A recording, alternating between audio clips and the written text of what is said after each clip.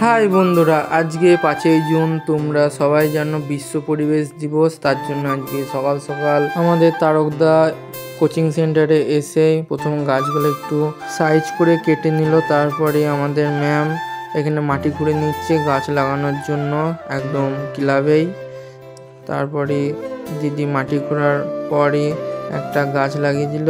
এই গাছটা কি গাছ তোমরা কমেন্টে অবশ্যই জানাবে যদি তোমরা জেনে থাকো ওই গাছটার নাম।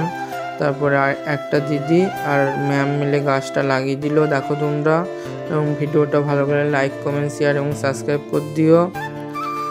এটা দিদির ব্যানার, তোমরা যোগাযোগ করতে পারো। এখানে সব রকম চাকরির পড়াশোনা এবং মাঠ করানো হয়। তারপরে আমরা এখানে গাছ লাগানোর পর বেরিয়ে পড়লাম হসপিটালে যাওয়ার উদ্দেশ্যে। আমরা হসপিটালেও গাছ লাগাবো এবং নদীর ধারেও গাছ লাগাবো। তার জন্য হসপিটালে চলে গেলাম। হসপিটালে গিয়েই আমরা প্রথমে কোথায় গাছ লাগাবো সেটা ভাবছিলাম।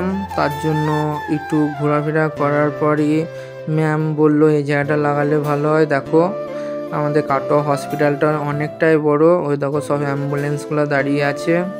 কেউ যদি এই হসপিটালে এসে থাকো তাহলে কমেন্টে অবশ্যই জানাবে এবং ভিডিওটা ভালো লাগলে লাইক কমেন্ট শেয়ার এবং সাবস্ক্রাইব করবে।